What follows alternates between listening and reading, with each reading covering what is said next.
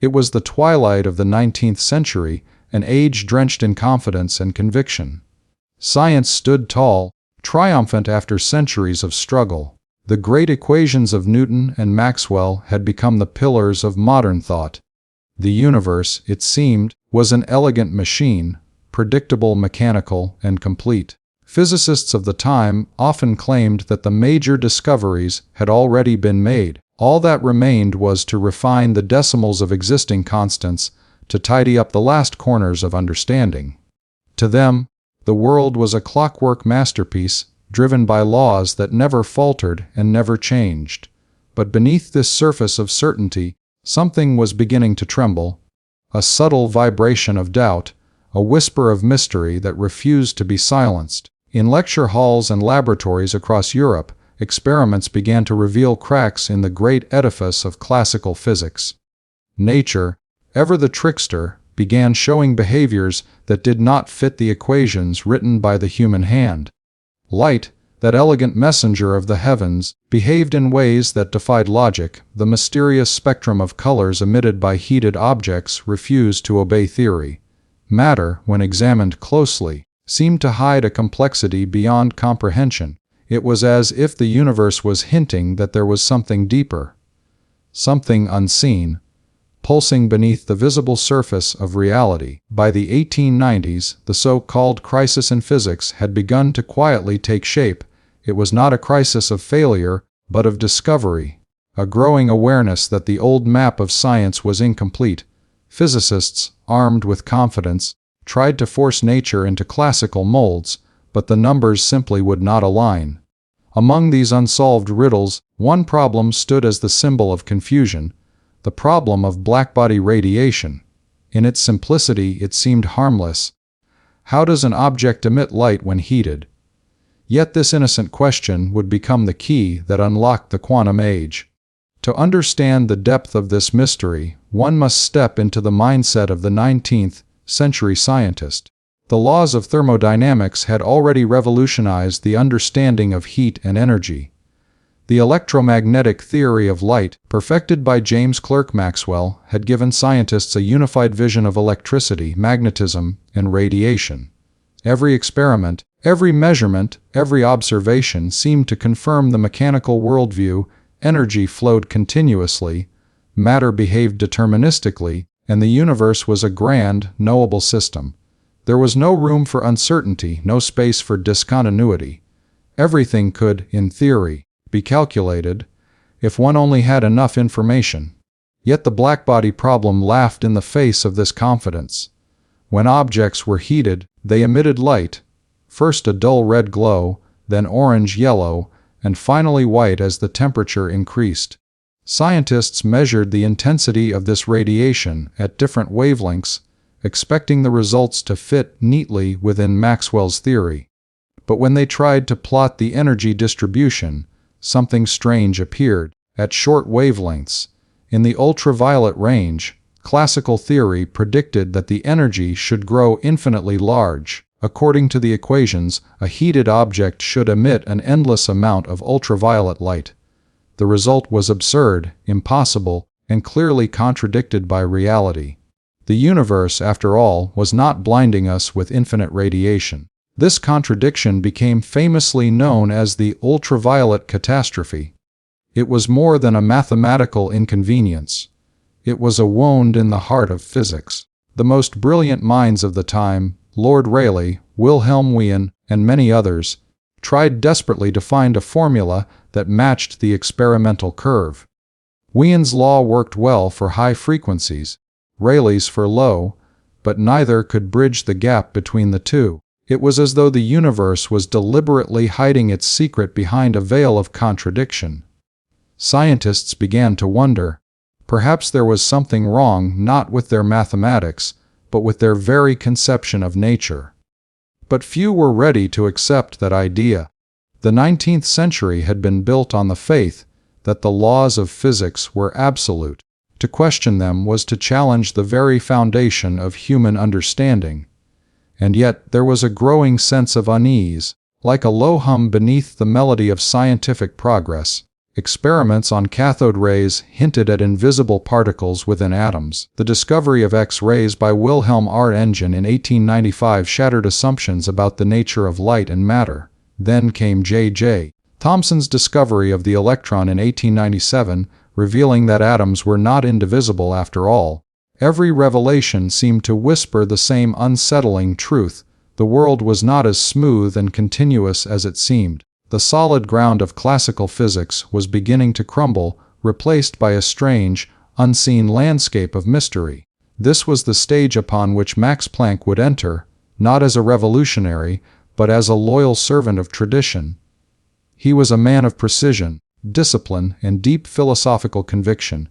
Born in 1858 in Kiel, Germany, Planck had been trained in the old ways of classical physics. He believed in order, logic, and the eternal laws that governed the cosmos. To him, the idea of energy behaving in anything but a continuous flow was unthinkable. And yet, destiny would lead him to the very heart of discontinuity, to the birth of the quantum. As the century drew to a close, Planck found himself drawn to the Blackbody problem. It was not a glamorous challenge. Most physicists had already grown weary of it, but Planck saw in it a fundamental question about the relationship between energy, matter, and radiation. He began working with meticulous care, analyzing the data from experimentalists like Heinrich Rubens and Ferdinand Kirlbaum. Their measurements of radiation curves were precise, elegant, and deeply troubling. No known theory could explain them. Planck, with his mathematical mind, tried to construct an equation that fit the data, not by intuition but by logic, and in the process, he began to sense that something extraordinary lay beneath the numbers. The laboratories of the late 19th century were places of both order and wonder. Brass instruments gleamed under gaslight, glass tubes pulsed with electric sparks, and in the air hung the quiet hum of discovery. But alongside the triumphs of technology, the telegraph, the dynamo, the motor, there lingered a growing realization that humanity had only glimpsed a fraction of nature's power. Every experiment opened a new door, revealing corridors that twisted deeper into mystery. The physicists who believed they were approaching the end of knowledge were, in truth, standing at its threshold. Planck, in his quiet Berlin office, did not yet know that he was about to change history. To him the task was simple: to find a mathematical expression that described the radiation spectrum accurately. He believed that once this formula was found, it would reaffirm the stability of classical physics, not destroy it. But behind the simplicity of his goal lay a revolution waiting to unfold. As he tested one formula after another, Planck felt the pull of something unusual, an underlying order that defied the assumptions of the past. The radiation data could not be explained by continuous energy flow. To fit the curve perfectly, Planck had to assume that energy was emitted in small, finite packets. He resisted the idea with all his might. It went against everything he believed.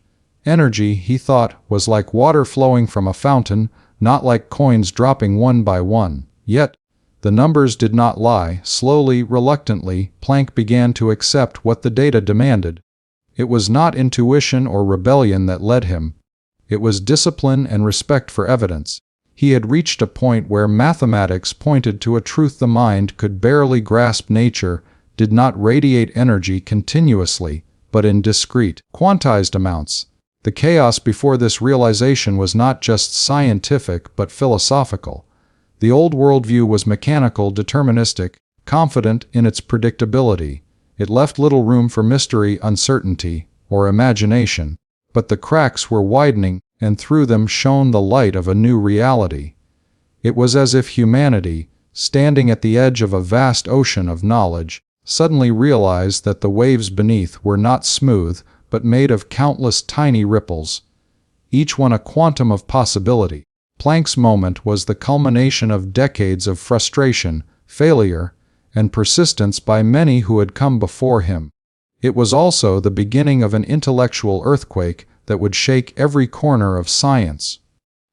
In the years leading up to his breakthrough, no one could have imagined how deeply the birth of quantum thinking would transform human understanding.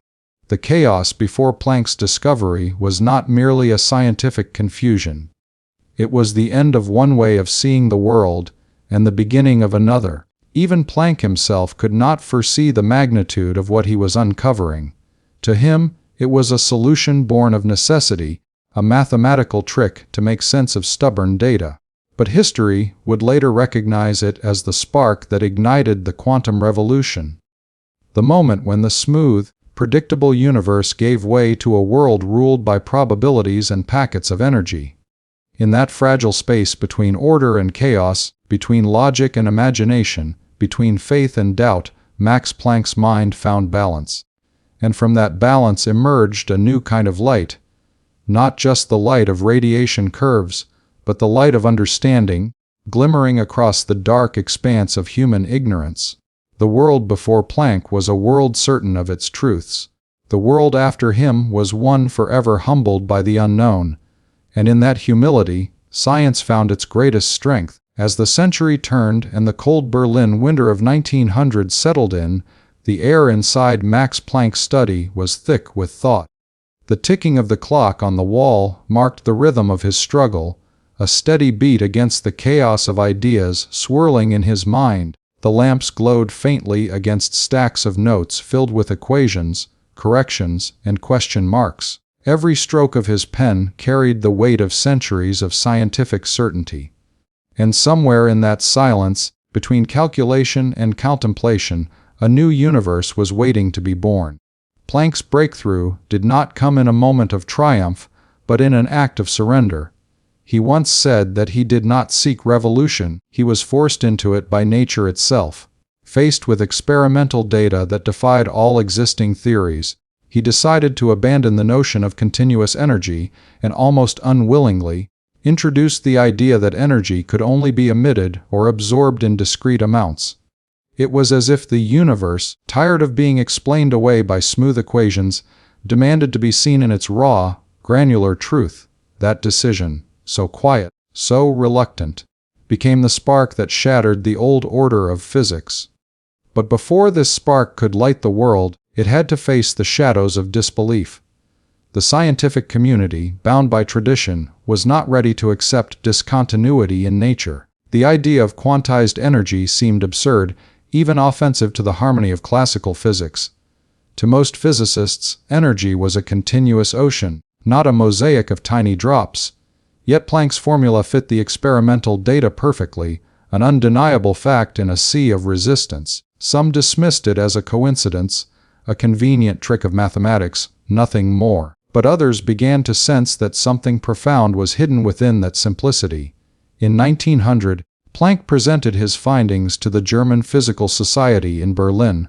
It was a modest event, without fanfare or grand declarations. He read his paper calmly, almost mechanically, unaware that his words would echo through the centuries. Few in the audience grasped the significance of what they were hearing. Yet, in that quiet lecture hall, the foundations of classical physics began to tremble.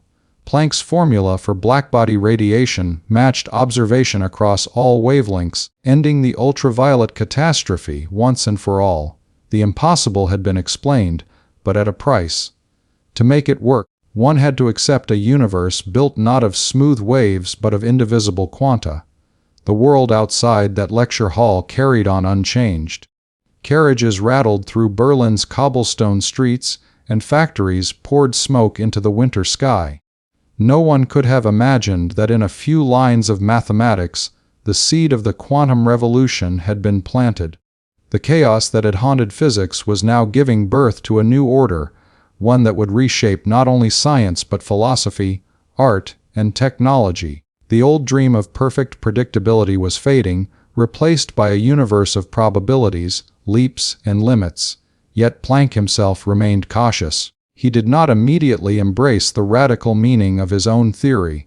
To him, it was a temporary solution, a way to patch the cracks in classical physics until a better explanation arrived. He believed that one day, someone would find a way to reconcile his quanta with the continuous laws of nature. But the universe had other plans. A few years later, Albert Einstein would take Planck's idea further than he ever dared, showing that light itself was made of discrete packets, photons. What Planck had seen as a mathematical necessity, Einstein recognized as a fundamental truth of reality. The quantum had stepped out of the equations and into existence. Looking back, the chaos before Planck's discovery seems almost poetic, the final breath of an era before transformation. It was a time when science stood at the edge of an invisible cliff, its leaders unaware that the next step would lead into the realm of the unimaginable. The Blackbody problem, the ultraviolet catastrophe, the stubborn refusal of classical laws to explain experiment, all these were not failures, but signs of a universe urging humanity to think differently. In that chaos lay the seeds of a revolution that would redefine what it meant to know, to observe, to believe. The transformation that followed was not immediate. It spread slowly, like dawn breaking after a long night. Physicists began to explore the strange consequences of Planck's idea. Niels Bohr used it to build his atomic model, where electrons orbited in quantized shells. Louis de Broglie proposed that particles could behave like waves. Werner Heisenberg uncovered the uncertainty principle, revealing that the act of observation itself changed what was observed. Each of these discoveries traced its lineage back to Planck's reluctant leap, the moment when energy ceased to be continuous and became a symphony of quanta. But to understand the emotional weight of that leap, one must remember the man behind the mathematics. Planck was not a revolutionary by nature. He was a philosopher of order, a seeker of harmony in the laws of the universe. He believed that beneath the complexity of phenomena lay a deep, unchanging unity, a cosmic logic that governed all things. For such a man to introduce discontinuity into the heart of nature was an act of profound courage. It meant letting go of certainty, of comfort, of tradition. It meant trusting evidence over intuition, truth over belief. And it was this humility, this devotion to truth, that made Planck not just a great physicist, but a timeless thinker. In the years that followed, the implications of his discovery rippled through every field of human knowledge. The concept of quantization became the foundation of quantum mechanics, leading to technologies that would have seemed like magic to the people of his time. From semiconductors and lasers to computers and communication satellites, the modern world is built upon the very principles that emerged from that era of chaos. The crisis that once threatened to destroy physics had, in the end, saved it, reborn it, stronger and deeper than before. But the story of scientific chaos before Planck's discovery is also a story about the human spirit, about how knowledge grows not through certainty, but through doubt. Every era of science faces its own crisis, its own breaking point where the old ways no longer work. What separates the visionary from the ordinary is the willingness to face that uncertainty, to stand in the darkness and keep searching for light. Planck's genius lay not in his equations alone, but in his refusal to turn away from mystery. He trusted that nature, however confusing, would reveal its truth to those who listened with patience and precision. In the philosophical sense, the birth of quantum thinking represented more than a shift in physics. It was a transformation of human consciousness. It forced us to accept that reality is not always smooth or predictable, that certainty is an illusion. It showed that even in the most ordered systems there lies an element of chance, a flicker of unpredictability. And in that flicker, perhaps, resides the essence of creation itself. The universe, once seen as a clockwork machine, was revealed as a living tapestry woven from both order and chaos. Every photon, every electron, every pulse of energy carries within it the rhythm of Planck's vision. A rhythm that continues to shape our understanding of existence. As the 20th century unfolded, Planck lived to see the rise of quantum mechanics and the awe it inspired. He witnessed Einstein's relativity reshape time and space, and the strange beauty of Schrödinger's equations describing the dance of probability.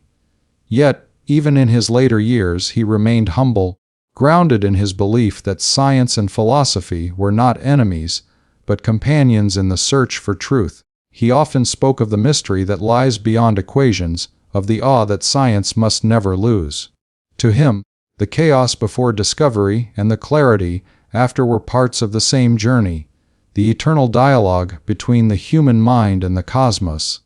There is something deeply human in that chaos, the struggle to understand, the refusal to give up, the courage to question what everyone else accepts.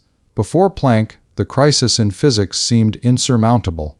After him, it became the foundation of modern thought. Every breakthrough that followed, from quantum computing to nuclear energy, from the discovery of subatomic particles to the exploration of cosmic radiation, carries within it the echo of that turning point. The ultraviolet catastrophe was not the end of science, it was its rebirth. The world often remembers revolutions as loud, fiery events, explosions of change that shake societies overnight. But the quantum revolution began quietly, with the scratch of a pen on paper, in the solitude of a man's study. It began not with a shout, but with a question. And that question continues to resonate. What if the universe is not continuous, but composed of infinite steps so small that only through imagination can we see them? It is this question that defines the spirit of modern science, a spirit born from the chaos before Planck's discovery. Even today, as physicists probe deeper into the nature of reality, from quantum entanglement to string theory, they walk the path that Planck unknowingly opened. The boundaries he broke continue to expand, revealing a universe more interconnected, more mysterious, and more astonishing than anyone could have dreamed. The chaos that once seemed a curse has become the heartbeat of discovery, the reminder that progress begins where certainty ends.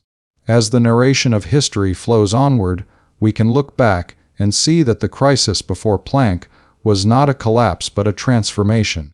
It was the necessary breaking of an old shell so that a new vision could emerge. The smooth certainty of classical thought had to shatter to make way for the shimmering probabilities of the quantum world. From that chaos rose a new kind of order, one that embraces mystery rather than denies it. And so, the story of the scientific chaos before Planck's discovery is, ultimately, the story of how humanity learned to see again. It is the story of light born from darkness, of order emerging from confusion, of a man who sought stability and instead found revolution. In that paradox lies the eternal truth of discovery, that the greatest clarity often comes from the deepest uncertainty, and that even in the chaos of the unknown, there is always a path, faint, fragile, but waiting to be found. The dawn of quantum thinking was not the end of chaos, it was its transformation into understanding. The ultraviolet catastrophe became the bridge to a new reality, and Planck's reluctant idea became the cornerstone of modern science. The echoes of that moment still ripple through time, reminding us that the universe is far stranger, far more beautiful, than our equations can ever fully contain. In every spark of light that shines, in every atom that vibrates, in every thought that seeks truth, the legacy of that chaos lives on. It tells us that every end carries within it the seed of a beginning, and that from the confusion of the unknown, the universe itself continues to speak. In the heart of Berlin at the turn of the 20th century, the glow of laboratory lamps burned through long winter nights. The world outside moved in the rhythm of an age of steam and steel, but inside the quiet chambers of scientific inquiry, a different kind of revolution was stirring. Amid the hum of experimentation and the clatter of instruments, one man stood alone, absorbed by a single, maddening mystery: the behavior of light emitted by heated bodies. His name was Max Planck, and his mind was a fortress of logic and patience. To him, science was not a chase for fame but a moral duty, a sacred pursuit of truth in its purest form. And it was that sense of duty that drew him toward one of the greatest puzzles in physics, a mystery that had defied explanation and driven the best minds of his time into frustration. The problem of blackbody radiation had lingered like a shadow over physics for years.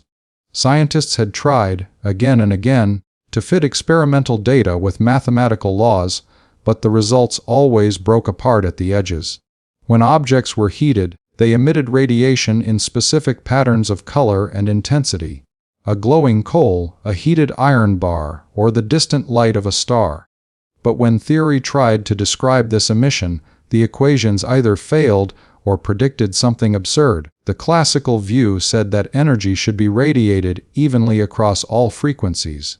If that were true, every warm object in the universe should shine with infinite ultraviolet light. The idea was ridiculous, yet the mathematics of classical physics left no other conclusion. Nature, clearly, was not following the rules that humanity had written for it. To most physicists, it was a nuisance, a strange irregularity that would eventually be fixed with better data or cleverer math. But for Planck, it was something deeper, something that pointed to a fundamental flaw in human understanding. He could not look away. His mind, precise and stubborn, was drawn to the problem with an intensity that bordered on obsession. He would later admit that he took on the challenge, not because he wanted to revolutionize physics, but because he wished to preserve it. He believed in the laws of thermodynamics and the harmony of Maxwell's equations. To him, the natural world was perfectly ordered, and if something did not fit, it was not nature that was wrong, but human comprehension. Each morning, Planck would rise early, his routine marked by discipline and silence.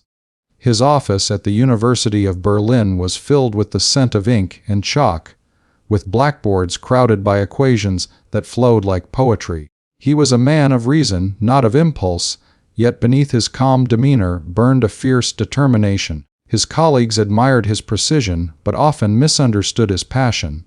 To them, the Blackbody problem was a minor crack in the structure of physics.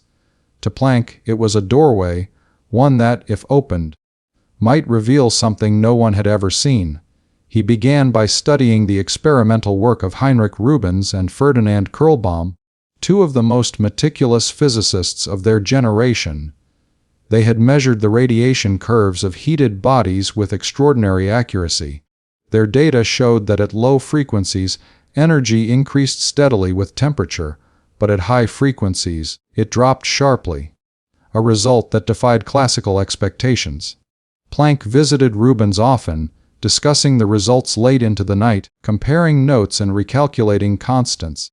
These conversations were not just scientific exchanges but philosophical meditations on the nature of light, matter, and the limits of human understanding. Rubens would later recall how Planck's eyes lit up whenever the conversation touched the core of the mystery, as though he could sense the truth hiding just beyond the veil of equations. The challenge was immense. Every existing law of physics assumed that energy was continuous, flowing smoothly like water in a stream. Planck's equations, based on these principles, could not match the experimental curve. The deviation was small but undeniable, a whisper from nature saying, "Look deeper." Planck listened. He was not a man to ignore whispers. For weeks he tried variations of existing formulas, adjusting constants, refining terms, searching for the hidden symmetry that could make the theory work. Nothing fit. He was trapped between mathematics and nature, between belief and evidence. But Planck's strength was patience. He did not rush toward conclusions. He let the problem unfold layer by layer. He saw beauty in the struggle itself, as though truth were not a goal but a companion walking beside him. His students often found him lost in thought, staring at a chalkboard covered in half-erased equations, the traces of earlier attempts lingering like ghosts. Sometimes he would sit in silence for hours, turning ideas over in his mind, then suddenly rise to fill the board with a new formulation. His colleagues respected his devotion, but few understood the depth of his determination. Planck was not merely solving a problem, he was wrestling with the very fabric of reality. Then came a moment, quiet, unannounced, that would alter the course of science forever. As Planck worked to reconcile theory and observation, he realized that no continuous function could fit the experimental data. The only way to match the curve was to assume that energy could not take on any arbitrary value. Instead, it had to be emitted or absorbed in discrete steps, proportional to the frequency of radiation. Each of these steps, he proposed, was a small packet of energy, a quantum. It was a desperate idea, one that went against everything he had been taught, everything he believed about the continuity of nature. But the numbers fit perfectly. The universe, it seemed, was revealing its hidden rhythm. Planck later described this step as an act of desperation. He did not want to believe it. He simply could not deny what the mathematics and the experiments were showing him. The elegant simplicity of his equation was both beautiful and terrifying. It suggested that the very foundations of physics, the smooth, deterministic laws of energy and motion, were incomplete. Nature, so long thought to be continuous, was made of jumps and quanta. Each emission of light, each interaction of matter, was not a flowing process but a series of discrete events. The implications were enormous, but Planck, ever the cautious thinker, chose restraint. He did not proclaim a revolution, he presented it as a practical formula, a way to make the data fit. On December 14, 1900, in a meeting of the German Physical Society, Planck presented his findings. His voice was calm, his manner reserved, his presentation modest. Few in the audience grasped the magnitude of what he had just revealed. He was not a showman, but a craftsman of thought, and that evening, he laid the cornerstone of quantum theory without even realizing it. His formula worked, it matched experiment perfectly, but its meaning would take years to unfold. At that moment, Max Planck had quietly bridged the gap between the seen and the unseen, between classical certainty and quantum possibility. Yet, even after his discovery, Planck remained skeptical of its implications. He saw his quanta as a mathematical construct, not a physical reality. He hoped that future scientists would find a more comfortable explanation, one that would restore continuity to the universe. But history had other plans. Within a few short years, Einstein would seize upon Planck's idea and apply it to light itself, proving that light behaved not only as a wave, but as a stream of discrete particles, photons. This bold leap transformed Planck's reluctant hypothesis into a cornerstone of modern physics. Behind all the technical triumphs of that era lay the unshakable determination of one man who refused to stop asking why. Planck's journey was not driven by rebellion, but by reverence. Reverence for truth, for order, for the silent logic of nature. In an age where others sought glory in the shock of discovery, he sought peace in understanding. He was not chasing novelty, he was searching for harmony. And in that search, his persistence became a form of devotion, a prayer written in equations and carried by light. Every scientist faces moments of despair, when the problem seems insurmountable and the world's logic falls apart. Planck faced that despair and did not yield. He turned failure into a tool, contradiction into guidance. Where others saw confusion, he saw direction. His determination was not loud or flamboyant. It was quiet, methodical, like a river carving stone. It was the determination of a mind that trusted reason even when reason seemed to falter, of a soul that believed that beneath every chaos there must be order waiting to be revealed. In the glow of that December night, as the snow fell softly over Berlin, Max Planck walked home unaware that he had changed the world. The lamplight flickered against the cold air, and somewhere in the distance, the city hummed with the rhythm of progress. But in one modest study, filled with books and chalk dust, a new age had begun. The determination that had driven Planck through years of doubt and calculation had given birth to a new language of nature. The language of quanta, where light and matter dance in discrete steps, and where every mystery is an invitation to think deeper. The mystery of Blackbody radiation had been more than a question of numbers. It was the whisper of the universe, calling humanity to see beyond its assumptions. Planck listened, and because he listened, the world would never see light the same way again. As the years moved closer to the dawn of the 20th century, Max Planck's life became intertwined with one of the most stubborn mysteries in all of science. The question of how matter emitted and absorbed energy seemed, at first glance, a narrow topic, too small, perhaps, to shake the foundations of physics. Yet, as history would show, this question would not only rewrite the equations of science, but redefine humanity's understanding of reality itself. Planck had started with the modest goal of aligning theory with experiment. But the deeper he went, the more he found himself trapped in a labyrinth of contradictions that classical physics could not explain. Each morning, as the faint sunlight filtered through the frosted windows of his Berlin study, Planck would return to his calculations. The desk before him was scattered with notebooks filled with half-erased formulas, logarithmic tables, and notes from endless nights of thought. His mind carried the weight of centuries of physics: Newton's laws, Maxwell's equations, Boltzmann's thermodynamics, all harmonizing into a grand, mechanical vision of the universe. But something about the Blackbody problem refused to fit that harmony. It was as though nature was whispering a secret in a language that mathematics had not yet learned to speak. Planck was not a rebel by nature. He admired order, structure, and reason. In a world filled with new radical thinkers challenging every established idea, he was a man who preferred to preserve the old beauty of classical law. Yet, paradoxically, it was his devotion to precision and logic that led him straight to the brink of revolution. The experiments of the time, particularly those conducted by Heinrich Rubens and Ferdinand Krillbaum, showed that when objects were heated, the light they emitted did not follow the predictions of classical theories. The energy distribution of radiation curved in ways the equations could not reproduce. At first, Planck tried to adjust the formulas slightly, introducing empirical constants here and there to make the math fit the data. But the truth was unforgiving. The closer he tried to match the experimental curve, the more classical physics unraveled.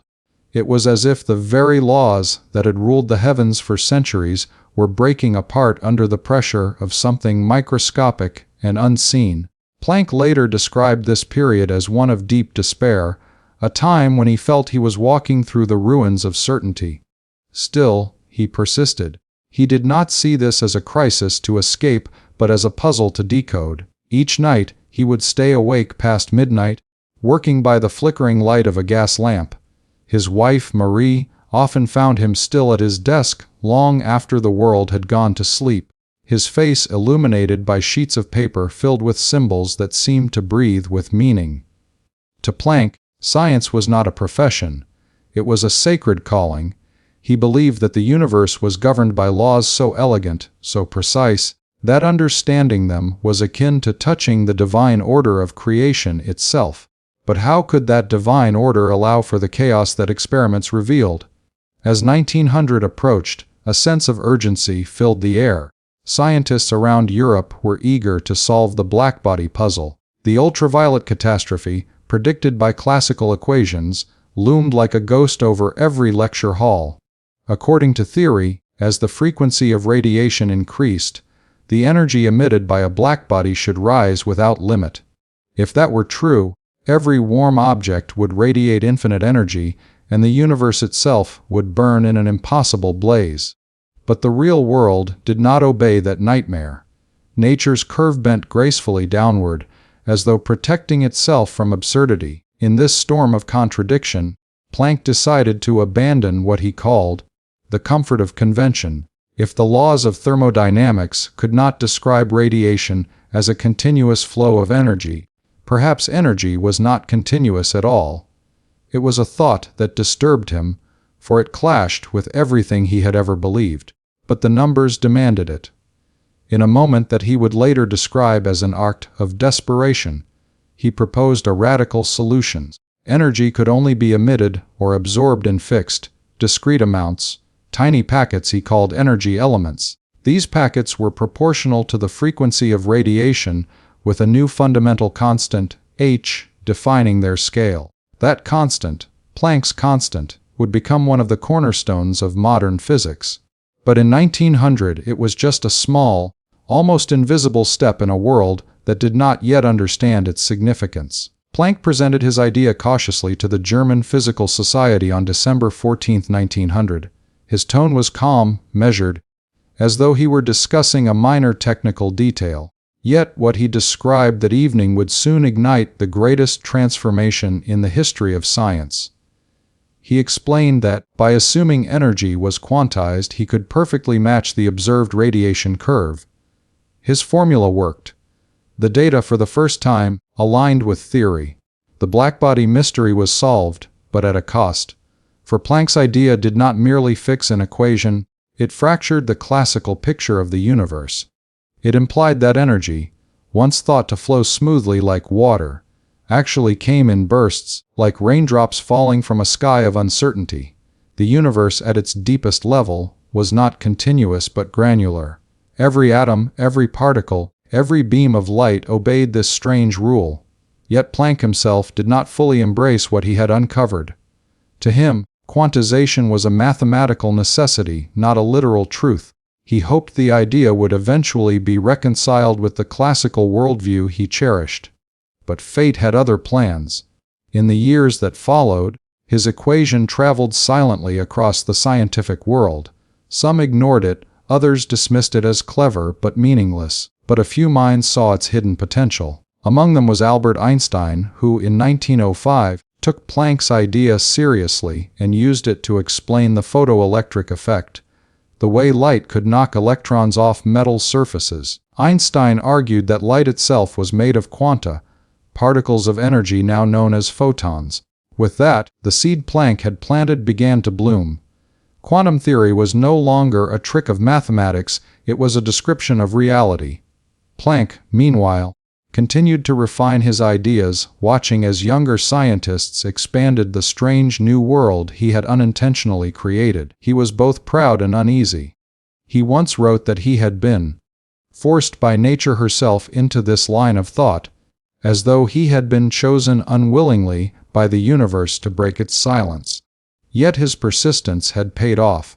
The Blackbody problem, once the most stubborn enigma in physics, had revealed the gateway to quantum mechanics. Still, his journey was far from simple. Behind the equations and experiments there was a human story, a story of isolation, doubt, and quiet endurance. Planck's personal life during these years was filled with both triumph and tragedy.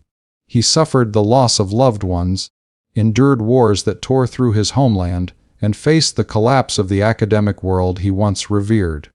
Yet through every storm, he held on to the same conviction that truth, no matter how strange or painful, must be followed wherever it leads. The determination that drove him to solve Blackbody radiation was not the ambition of fame, but the devotion of faith. Planck believed that the universe was built upon rational laws, and that human reason, guided by humility, could uncover them. This belief gave him strength when the world doubted him, and when his discoveries led to consequences he never intended.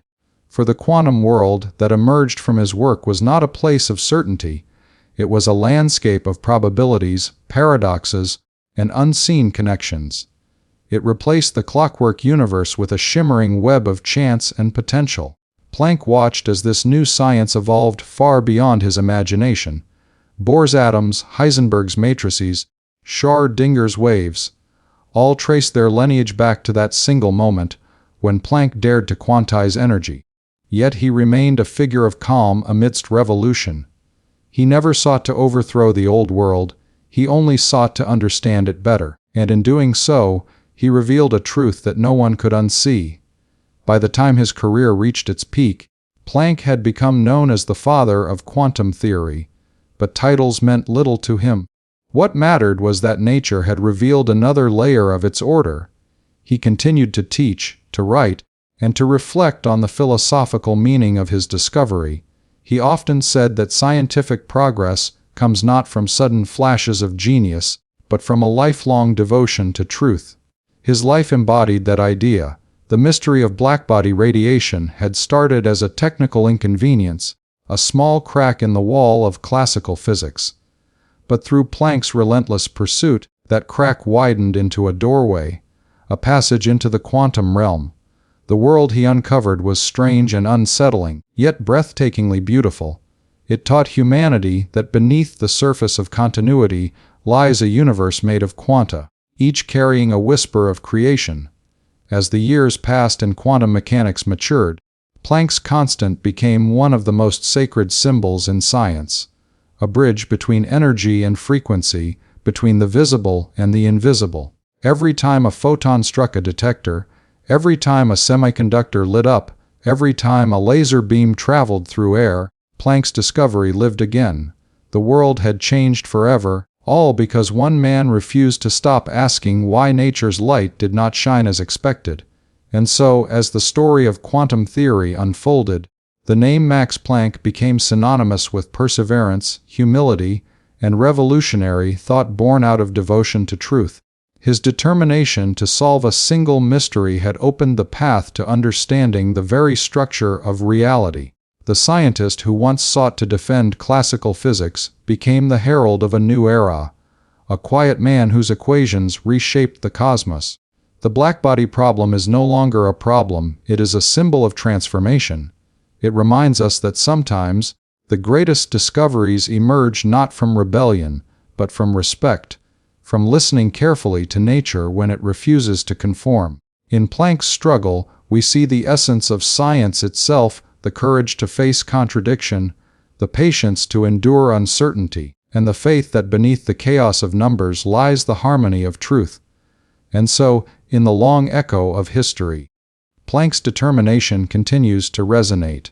His discovery marked the birth of quantum thinking, a vision that redefined the limits of knowledge and the meaning of reality. He did not merely solve a scientific riddle. He opened the first door to the invisible architecture of the universe.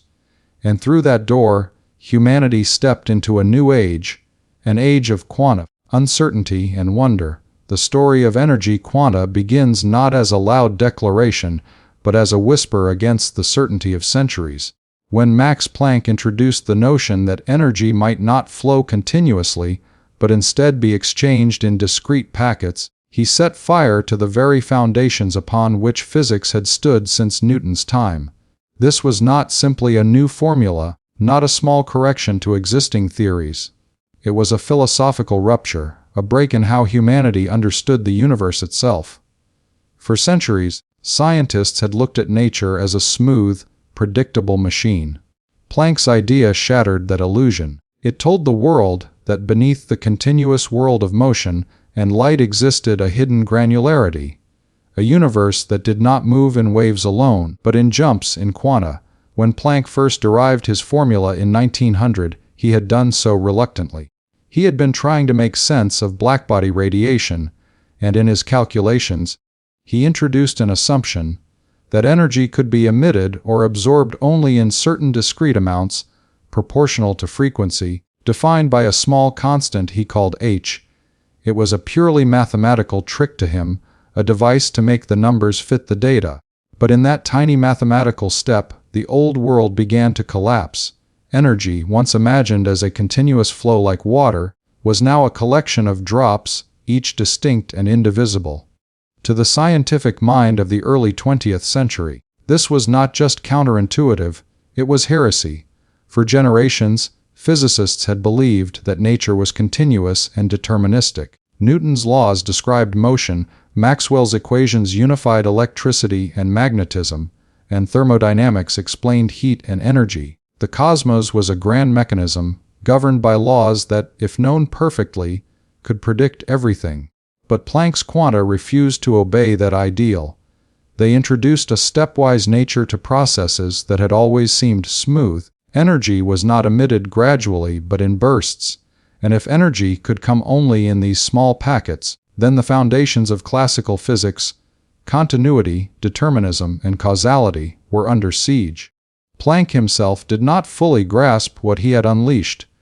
He hoped the quanta were a temporary construct, something that future discoveries would smooth away. He imagined that one day, someone would find a way to reconcile his results with the continuous elegance of classical laws. But the universe had no intention of returning to its old order. What Planck had discovered was not a flaw to be corrected. It was a truth to be accepted. The challenge of this new idea was not just scientific, it was philosophical. Classical physics had painted a world of perfect order.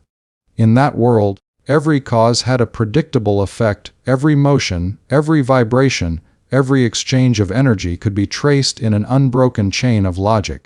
The human mind took comfort in that vision, but Planck's quanta introduced uncertainty, discreteness, and limits. They said that energy could not be divided infinitely, that there was a smallest possible step, the quantum. Suddenly, continuity was no longer fundamental. Nature at its core was built from jumps. The revolution began slowly. When Planck published his results, most physicists ignored them. The paper was elegant, but the idea behind it seemed implausible. They treated the concept of quanta as a curiosity, not a discovery. Yet a few restless minds were listening.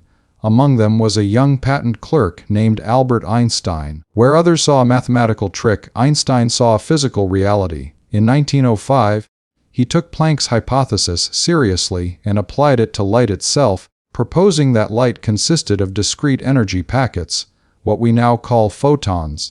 With that leap, the world changed again.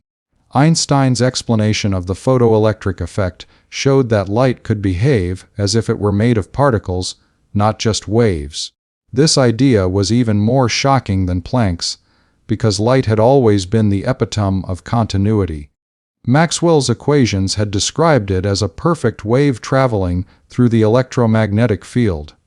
But Einstein's work suggested that light, the very essence of smoothness, came in indivisible quanta. The sacred duality of nature, waves and particles, had been born, and the contradictions only deepened. For those steeped in the old order of physics, the idea was unbearable. Many scientists rejected it outright, calling it absurd.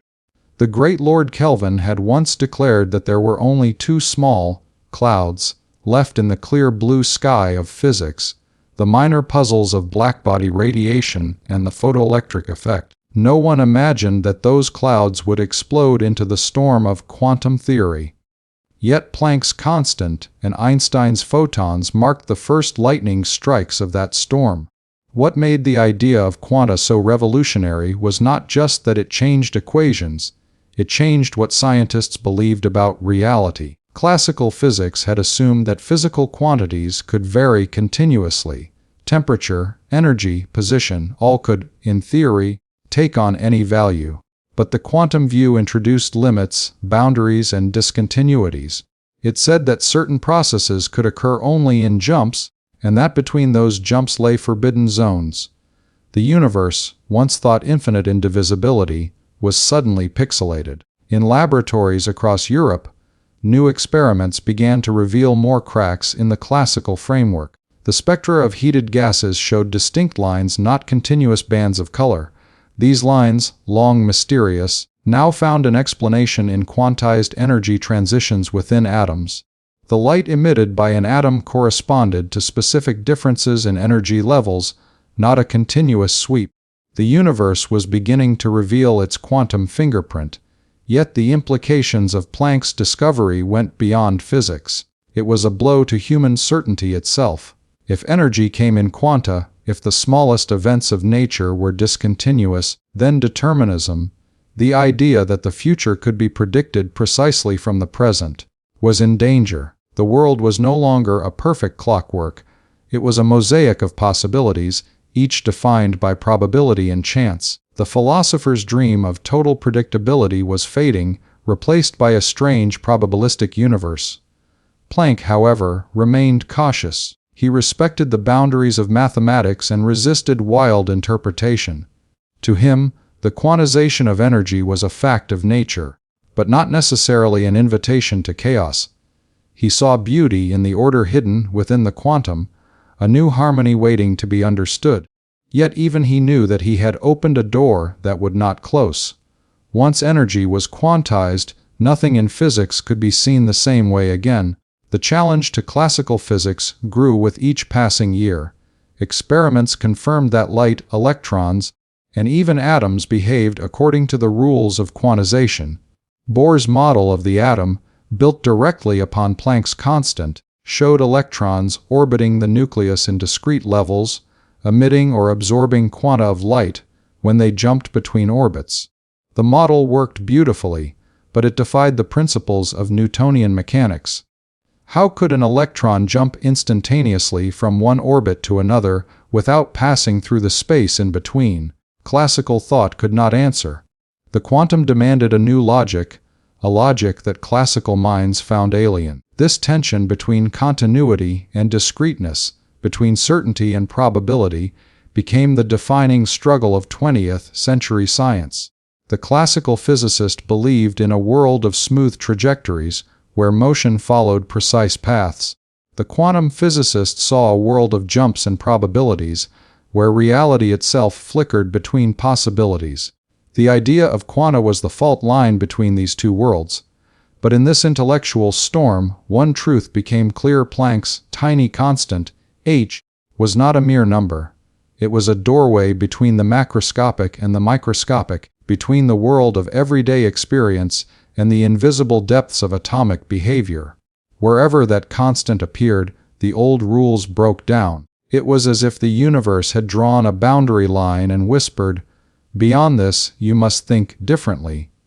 As the quantum idea spread, it faced not just skepticism but resistance born from emotion. Many physicists who had built their lives on classical certainty could not accept that the universe might be discontinuous. For them, the quantum was not only a threat to science, it was a threat to order itself. Yet, paradoxically, it was that very discontinuity that made modern science possible. Without Planck's leap, there would be no understanding of semiconductors, lasers, nuclear energy, or the atomic structure that defines chemistry. Every technological miracle of the modern world carries within it the spirit of that original quantum leap. In the early years, however, none of this was visible. The quantum was a seed planted in the soil of uncertainty. Its meaning would take decades to bloom. Planck could not have known that his reluctant step would lead to the discovery of quantum mechanics, relativity, and even the philosophical reimagining of reality itself. To him, the quantization of energy was a strange necessity, a patch on a broken theory. Yet history would remember it as the birth of a new universe. A universe where energy danced not in continuous waves, but in discrete steps of mystery and precision. The challenge it posed to classical physics was total. The elegant predictability of Newton's world was gone. No longer could one trace the motion of particles with absolute confidence. No longer could energy be treated as infinitely divisible. Instead, the universe appeared as a tapestry woven from discrete threads, each vibrating to its own quantum rhythm. It was not chaos but a deeper, subtler order, an order that the human mind would take generations to comprehend. Planck's discovery taught scientists that the world could not be forced to fit human expectation. It had to be accepted on its own terms. The quantum idea demanded humility, a recognition that nature was stranger, smaller, and more profound than any formula could express. For the first time, physics had to confront the limits of knowledge itself. As the early 20th century unfolded, that confrontation deepened. Quantum theory began to merge with new ideas from Einstein and later thinkers like Bohr, Heisenberg, and Schrödinger. What began as Planck's simple assumption became the foundation of a new science, a science that would redefine space, time, matter, and energy. The revolution he had sparked was unstoppable. The world of quanta had begun to rise, shimmering at the edges of understanding. Classical physics stood tall and proud, but cracks ran deep beneath its surface. Soon those cracks would widen into an abyss, a gap that no old equation could bridge. Planck's quantum would become the stepping stone across that abyss, leading humanity into the strange and beautiful landscape of the subatomic world. The idea of quanta spread like an underground current, subtle yet unstoppable, reshaping the landscape of physics one discovery at a time. What had started as a reluctant assumption in Max Planck's equations was now evolving into the foundation of a new worldview. The world of continuous energy, of smooth waves and predictable motions, was giving way to a strange new realm where energy jumped in bursts, where nature moved in discrete steps instead of flowing endlessly. The old harmony of physics, once so certain, now trembled under this unfamiliar rhythm. In lecture halls across Europe, the reaction to Planck's idea was mixed. Some regarded it with mild curiosity, others with suspicion, and a few with open hostility. The notion that energy was quantized felt unnatural, even absurd. After all, if energy came only in packets, what determined when one packet began and another ended? What filled the spaces in between?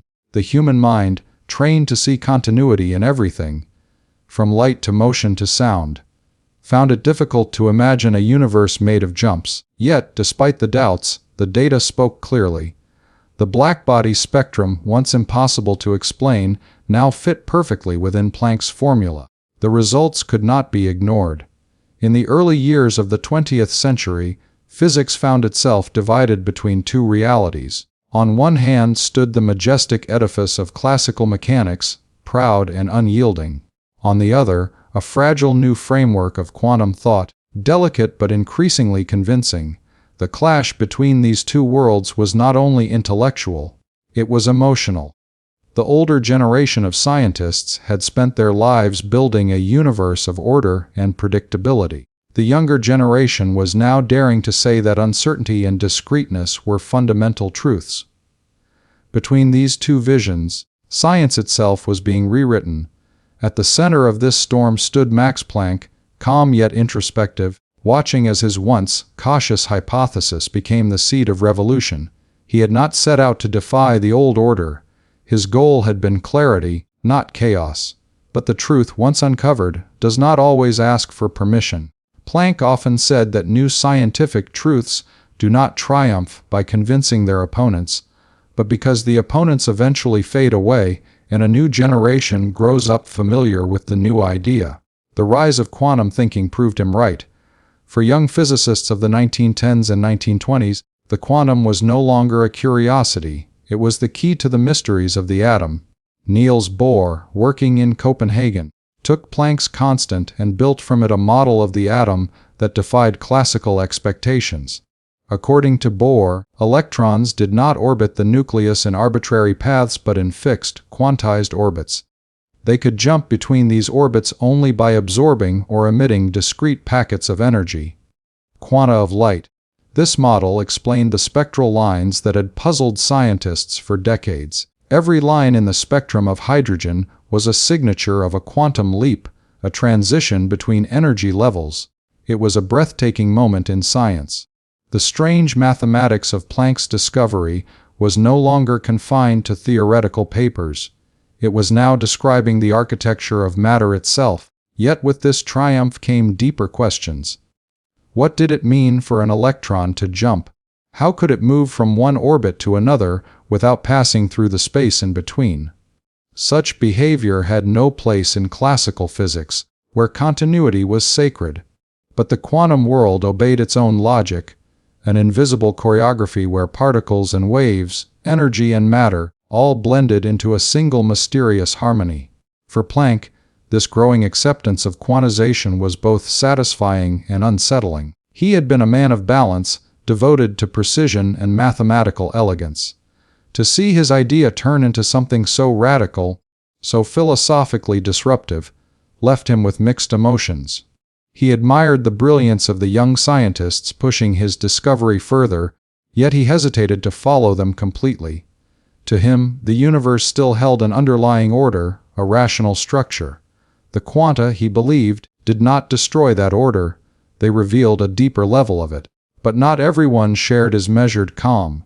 Albert Einstein, whose genius had already shaken the world with the theory of relativity, became one of the key architects of the quantum revolution, yet also one of its most vocal skeptics. He had used Planck's concept to explain the photoelectric effect, showing that light behaved as discrete photons.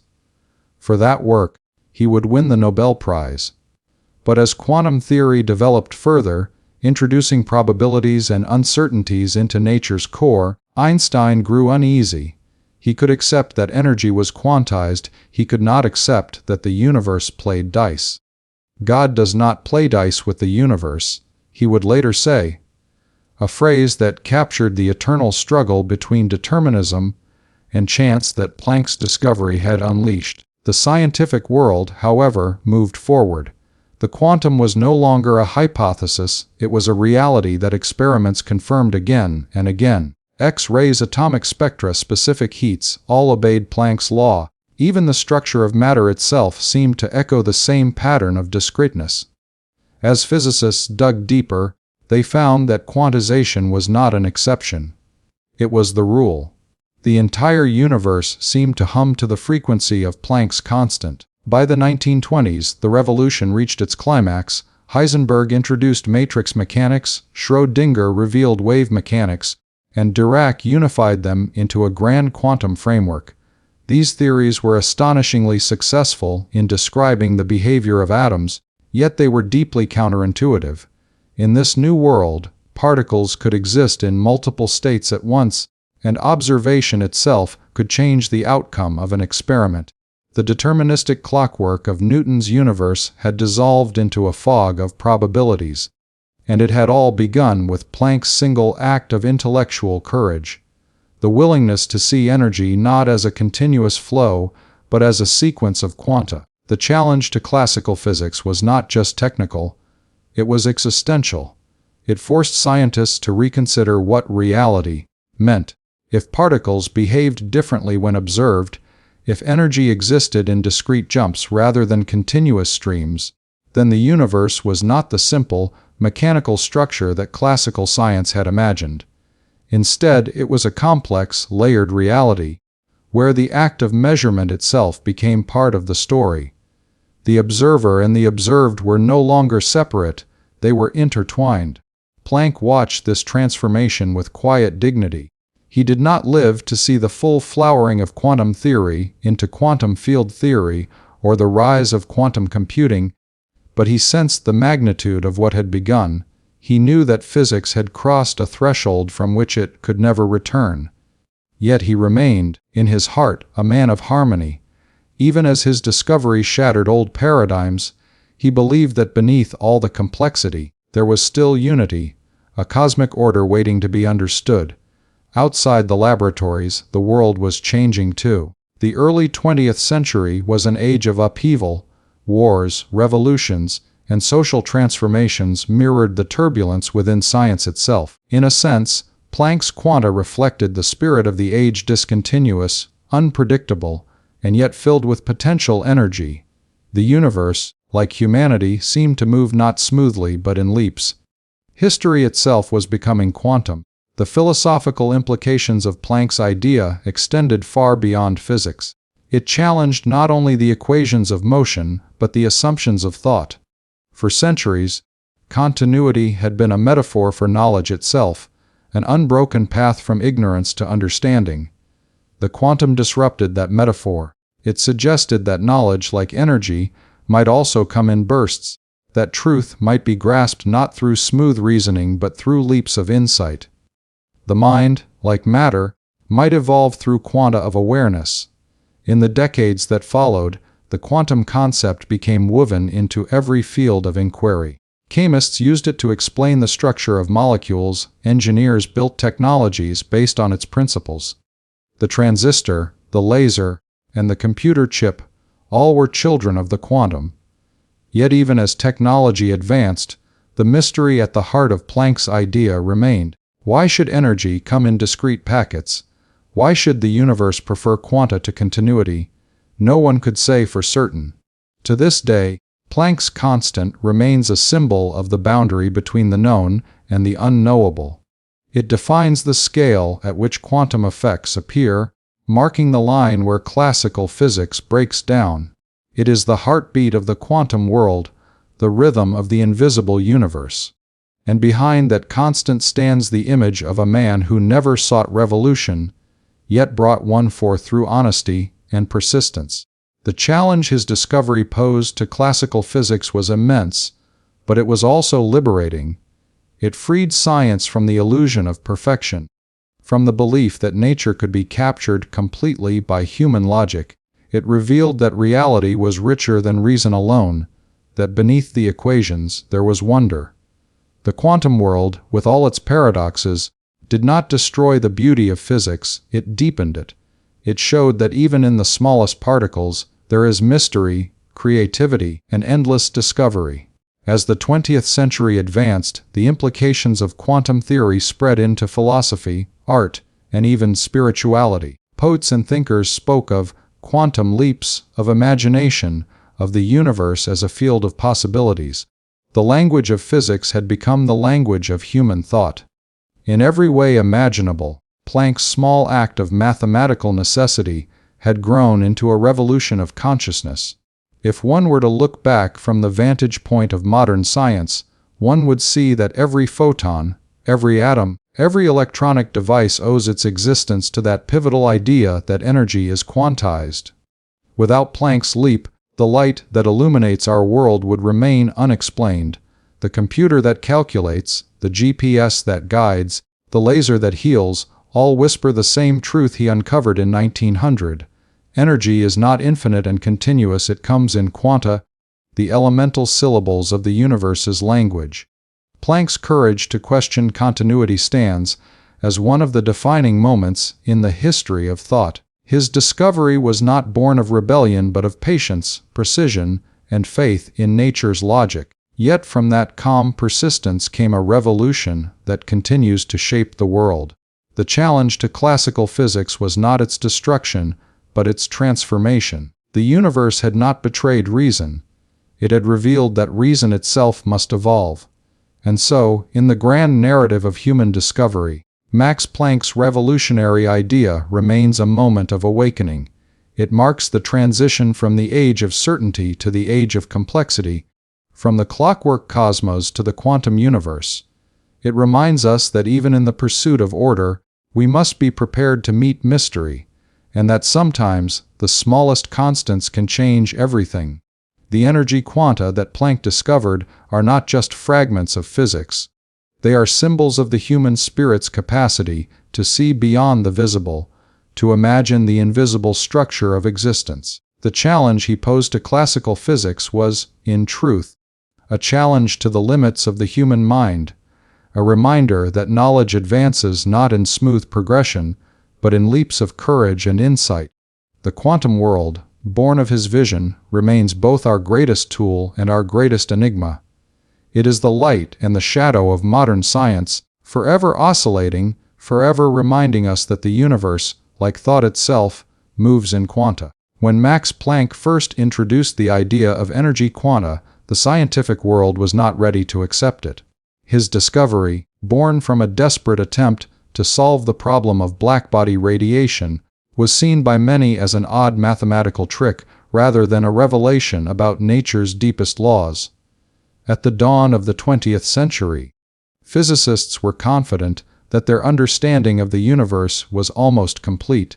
Newton's mechanics and Maxwell's electromagnetism seemed to explain every observable phenomenon. The mysteries that remained, like the radiation problem, were viewed as small gaps that would soon be filled with further refinement of existing theories.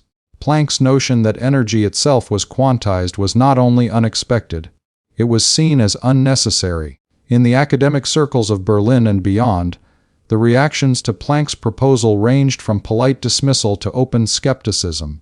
For decades, the idea of continuity had been the foundation of all scientific reasoning. Nature, it was believed, moved in smooth, predictable ways. Waves of light, fields of force, orbits of planets, all were seen as continuous processes, infinitely divisible. To say that energy came in discrete chunks was to challenge the very philosophy of physics. Planck himself was uneasy with his own idea. He had not set out to destroy the classical worldview, he had stumbled upon a truth that even he struggled to accept. In his private notes, he referred to the quantization of energy as an act of desperation. He believed that the concept might be a temporary fix, something that future theory would smooth out into continuity once again. The resistance he faced was not only intellectual but emotional. Many physicists found comfort in the predictability of classical theory. The universe, as described by Newton and Maxwell, was a harmonious, deterministic machine. Every effect had a cause, every motion could be calculated. Planck's quanta introduced uncertainty into that perfect mechanism. They implied that nature did not always move in continuous flows but in sudden, unpredictable jumps. To the scientific mind of the time, this was almost heresy. How could light, which behaved so beautifully as a wave, also exist in discrete packets of energy?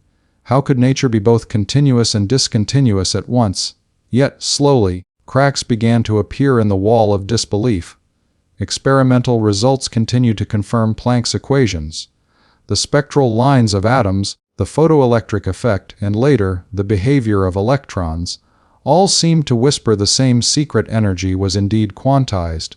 Einstein, one of the few who recognized the significance of Planck's work early on, took the idea even further by proposing that light itself was made of quanta, photons. This bold interpretation, however, met the same skepticism that Planck had faced.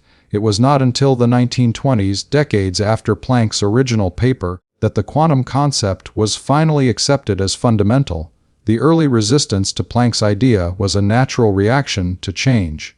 Science, though rooted in curiosity, often clings to its certainties. The human mind prefers the familiar rhythm of continuity to the jarring leap of the unknown.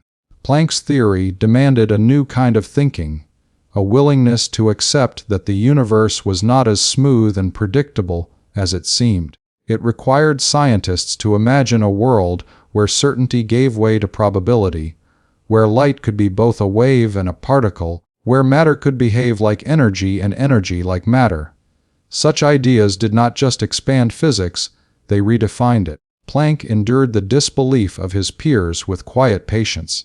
He continued to refine his equations, to test their predictions, and to defend their logic. Over time, the clarity of his results began to erode the opposition. The Blackbody radiation curve, which no classical formula could explain, fit his quantum hypothesis with perfect precision. One by one, the skeptics had to confront the evidence. The universe, it seemed, did not care for human notions of continuity. Nature spoke in quanta, and Planck had been the first to listen. The initial resistance to his theory was, in hindsight, the measure of its greatness. Every revolutionary idea in science must first pass through the fire of disbelief. Planck's quanta survived that fire because they revealed something undeniably true about the fabric of reality. What began as an act of mathematical necessity became the foundation of modern physics. The disbelief that once greeted his work would, within a generation, give way to admiration, and Planck himself would be remembered not as a heretic, but as the father of quantum thinking, the man who had dared to see nature's smallest secret and speak it aloud. As the years unfolded after Max Planck's discovery, the small seed he had planted began to grow into a vast forest of new ideas that transformed the scientific world forever. His fifth great legacy, the acceptance and expansion of quantum theory, did not come easily, but it came with unstoppable force. The early resistance that had once surrounded his idea slowly dissolved under the weight of undeniable evidence.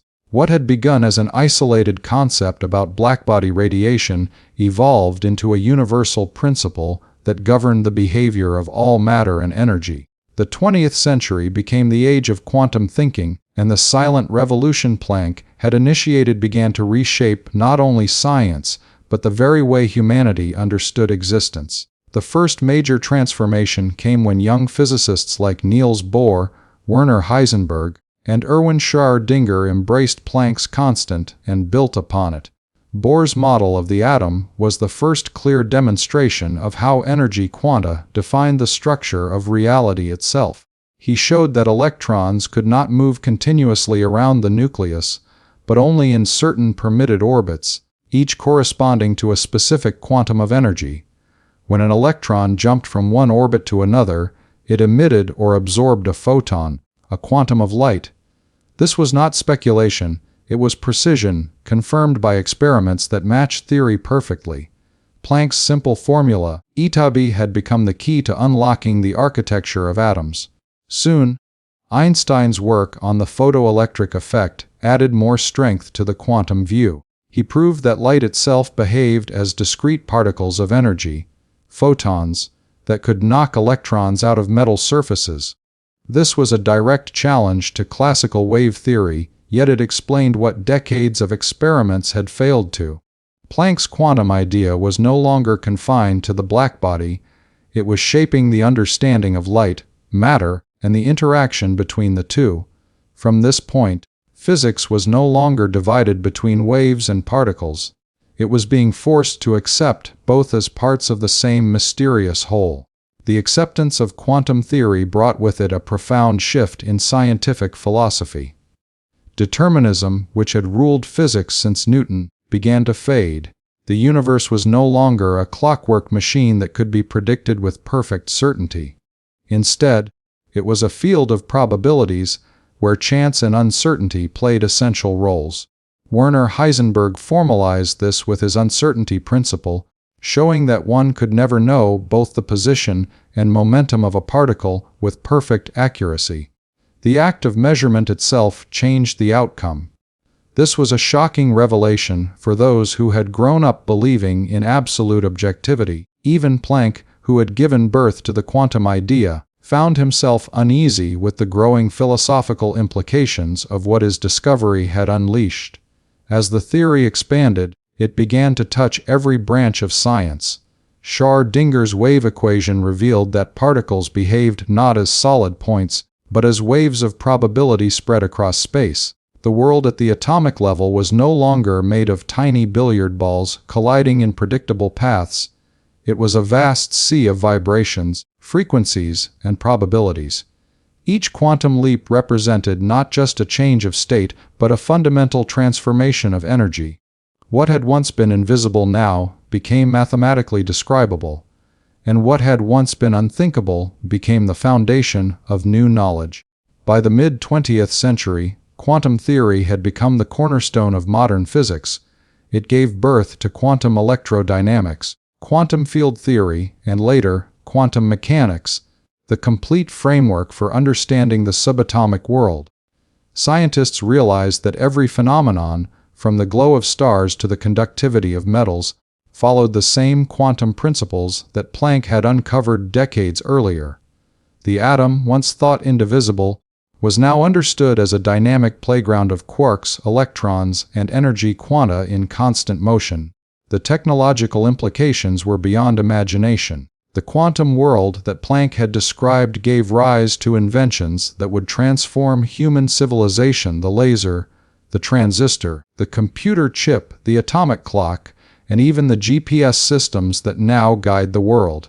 Without quantum mechanics, none of these would exist. The very foundations of modern technology, communication, medicine, computing, all trace their origins back to that fateful moment in 1900 when Max Planck introduced his constant. His discovery became the invisible engine behind the digital age. But perhaps the greatest impact of Planck's quantum vision was not material. It was philosophical. It changed how humans thought about reality itself. The deterministic comfort of classical physics gave way to a new vision of a universe that was alive, dynamic, and uncertain. Scientists and philosophers alike began to ask new questions. Was the universe truly random, or was there a deeper order beneath the probabilities? Was consciousness itself linked to the act of measurement? The quantum world opened not just new frontiers in physics, but in thought. Planck lived long enough to see his once radical idea become accepted as truth. In 1918, he received the Nobel Prize in Physics for his discovery of energy quanta. But even as honors came, he remained humble, insisting that he had merely followed the logic of nature. He saw himself not as a revolutionary, but as a servant of truth, a man guided by mathematical necessity and intellectual honesty. Yet, history would remember him as the founder of the quantum era, the man who had lit the first spark that changed everything. In the decades that followed, the torch he lit continued to burn through generations of scientists. The quantum principles he discovered became the tools with which humanity explored the deepest secrets of the universe, from the birth of stars to the strange behavior of subatomic particles. Today, quantum theory continues to expand into new fields like quantum computing and quantum communication, technologies that promise to reshape the future once again. Every equation, every experiment, every innovation that touches the quantum world carries within it the legacy of Max Planck. In the grand story of science, his fifth keynote, The Acceptance and Growth of Quantum Theory, stands as one of humanity's greatest intellectual achievements. It reminds us that even the smallest idea, born from doubt and desperation, can rewrite the language of the universe. Planck's quanta were not just units of energy, they were the birth of a new way of thinking, a way that continues to reveal the hidden harmonies of existence, showing that in every fragment of light, in every vibration of matter, lies the echo of his revolutionary vision. As the quantum revolution matured, Max Planck's sixth great legacy emerged, not just through equations and discoveries, but through his influence on a new generation of thinkers who would carry his vision far beyond his lifetime. Planck's work had opened the door, but it was the courage of younger physicists who stepped through it that gave the quantum world its full shape. What had begun as a theoretical fix to a mathematical puzzle became the guiding principle of modern science.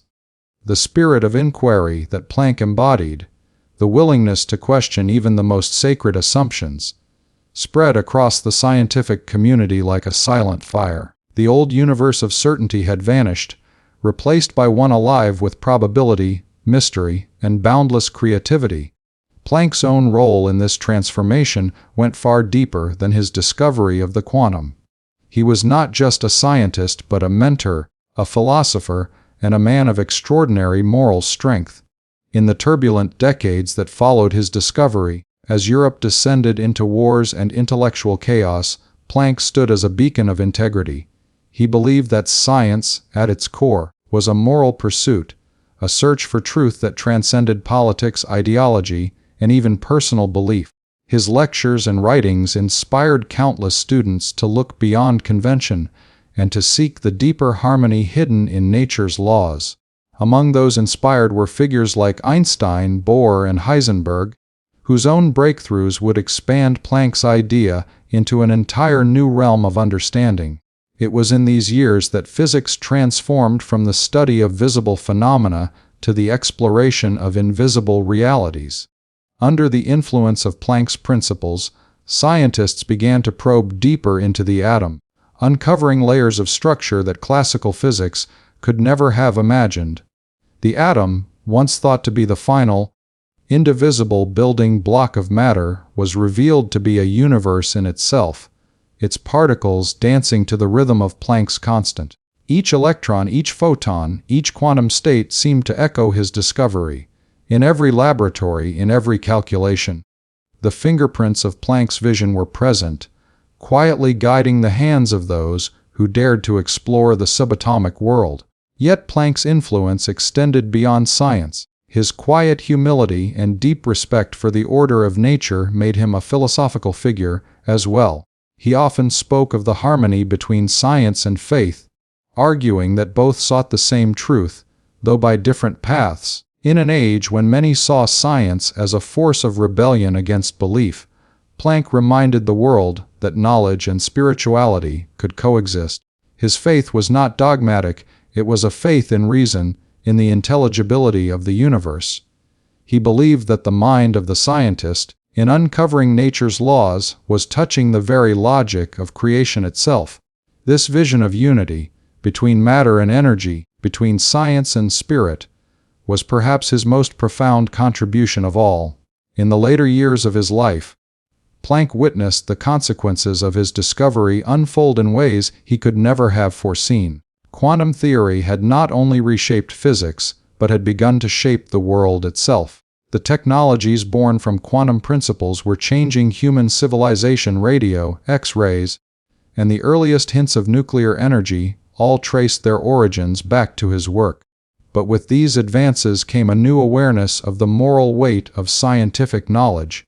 Planck, ever the moral philosopher, warned that science without ethics could become destructive.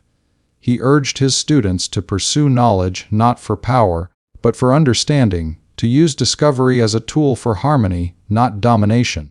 His words carried special meaning in a century that would see both the triumph of knowledge and the tragedy of its misuse. When the world plunged into the darkness of 2 world wars, Planck's faith in the rational pursuit of truth was tested. His homeland, Germany, was torn by ideology and violence. Even then, he refused to abandon his principles. He continued to advocate for scientific independence, urging his colleagues to protect knowledge from the corrupting influence of politics. His courage during these years elevated him from scientist to symbol. He became the voice of reason in an age of madness, the embodiment of a belief that truth, like energy, could never be destroyed, only transformed. The final chapters of his life were marked by personal tragedy. He lost his son, his home, and much of what he had built. Yet through it all, his spirit remained unbroken. He continued to write, to lecture, to inspire. He spoke of the quantum world not only as a scientific revolution, but as a metaphor for life itself. A reminder that even in the smallest fragments, there lies immense power, and that every act of understanding, no matter how small, adds light to the universe. His resilience became a lesson for generations to come. That the pursuit of truth demands not only intellect, but courage, patience, and moral strength.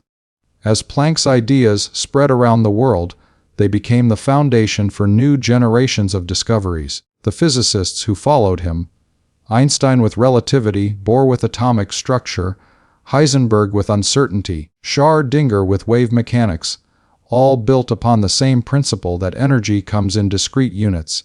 Even decades after his passing, his constant continued to guide experiments at the frontiers of science. From quantum computers to particle accelerators, every attempt to measure the universe's smallest details begins with the number that bears his name. It is the universal fingerprint of his genius. In the end, Planck's sixth legacy is not just about the continuation of his theory, it is about the continuation of his spirit.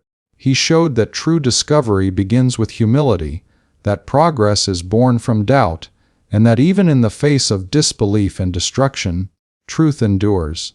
His life reminds the world that the most profound revolutions often come not from rebellion, but from quiet persistence and unshakable integrity. The quantum world he revealed remains one of humanity's greatest intellectual achievements, a living testament to his vision. Through his work, Planck bridged the old and the new, the seen and the unseen, the known and the unknowable. His legacy lies not only in physics, but in the very way humanity seeks understanding.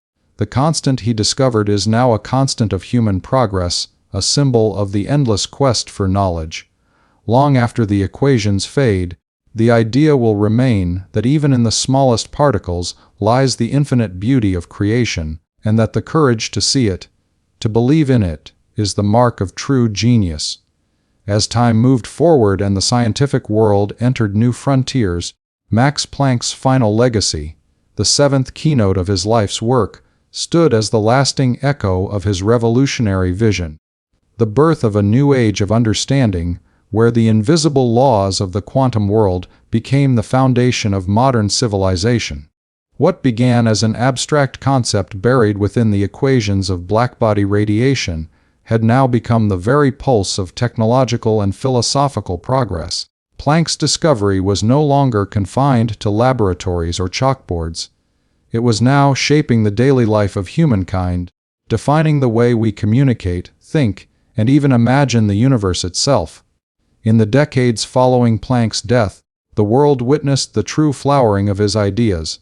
Quantum theory evolved into a complex, majestic framework that connected the smallest particles to the largest cosmic structures. It became the language through which scientists decoded the mysteries of the atom, the stars, and even the birth of the universe. Every major advancement in modern physics, from quantum mechanics to quantum field theory and relativity, was rooted in Planck's constant, the symbol of energy's discrete nature. This tiny, seemingly simple number had become the heartbeat of the cosmos, the fundamental rhythm of existence. The practical impact of his vision began to unfold with breathtaking speed.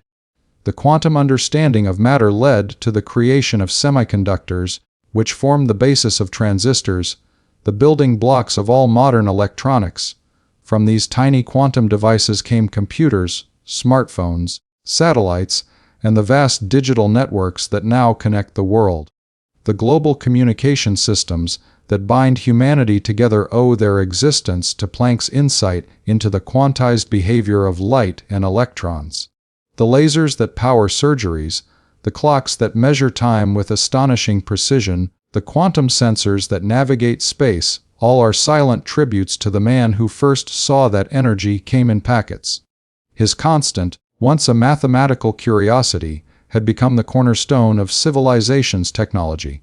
But beyond invention, Planck's legacy transformed thought itself. The deterministic certainty of classical physics had been replaced by a deeper, more nuanced understanding of reality. The universe was no longer seen as a fixed machine, but as a dynamic tapestry woven from probabilities and potentials. The quantum world taught humanity that certainty was an illusion, that observation itself shaped reality, and that existence was more fluid, mysterious, and interconnected than anyone had ever imagined. This realization changed not only science but philosophy, art, and even spirituality. The idea that everything in nature was connected through invisible waves and quanta inspired new ways of thinking about consciousness and the nature of being. In universities and research centers around the world, scientists continued to explore the boundaries of the quantum realm. New theories emerged: quantum entanglement, superposition, and tunneling, each revealing that the deeper one probed, the stranger and more beautiful the universe became. Einstein's famous discomfort with quantum randomness gave way to new generations of thinkers who embraced it as a fundamental truth. What once seemed absurd had become the bedrock of reality. The universe, it appeared, was not governed by rigid laws alone, but by a balance of order and unpredictability, of logic and mystery, a balance that Planck's discovery had first revealed. The 21st century saw the continuation of this journey into realms Planck could scarcely have imagined. Quantum computers, capable of performing calculations beyond the reach of classical machines, began to emerge. Quantum communication promised absolute security, with information encoded in entangled states of particles that could not be intercepted without detection. The concept of reality itself began to blur as scientists experimented with teleportation, superposition, and the manipulation of quantum states. Each breakthrough was a living extension of Planck's insight, a demonstration that his discovery was not an endpoint, but a beginning. Yet, amid all the technological triumphs, Planck's true gift to humanity lay in his example as a thinker and a human being. He showed that the path to truth is rarely smooth, that progress demands both courage and humility. His journey was marked by doubt, resistance, and personal suffering, yet he never abandoned his faith in reason and the order of nature. His calm perseverance through adversity became a guiding light for scientists who followed him. He taught that every great leap in understanding begins with a question that defies logic, and that the willingness to embrace the unknown is the essence of discovery. In a broader sense, Planck's legacy also offered humanity a lesson about balance. His quantum theory revealed a universe that is both particle and wave, both certain and uncertain, both chaotic and harmonious. It reminded the world that opposites are not enemies but partners, that creation itself is born from the tension between stability and change. This insight transcends science. It is a reflection of life. Just as energy moves in quanta, so too does progress come in leaps, sudden, transformative bursts that redefine what is possible. Planck's life embodied this truth. Through one inspired leap, he had changed the course of human thought forever. As generations of scientists continue to build upon his work, Planck's name remains immortal, not merely as a figure of history, but as a constant presence in the universe's most fundamental equations. His constant "of" is printed in every physics textbook, encoded in every calculation of quantum behavior, and now defines the kilogram itself in the international system of units. In this way, his discovery has become the standard by which reality is measured, a fitting tribute to a man who sought only to understand it. Today, when physicists look deep into the fabric of space and time, when they collide particles at unimaginable speeds or map the faint afterglow of the Big Bang, they are still guided by Planck's vision. His ideas stretch from the subatomic to the cosmic, from the mathematics of energy to the philosophy of existence. Every photon, every quantum leap, Every spark of innovation echoes the same truth he uncovered more than a century ago, that the universe is built not on continuity, but on rhythm, on the interplay of discrete moments of creation. In the story of science, Max Planck stands as the quiet architect of the modern world. He did not shout his discoveries to the world, he whispered them through equations that spoke louder than words. His seventh legacy, the enduring influence of quantum thinking, remains one of humanity's greatest intellectual achievements. It is a reminder that even the smallest insight, born from patience and humility, can illuminate the universe. Through his vision, Planck continues to remind us that in every flicker of light, in every vibration of energy, lies the eternal mystery of creation, and that the search for understanding, like energy itself, will always move forward in quanta, forever expanding, forever revealing the hidden beauty of the cosmos.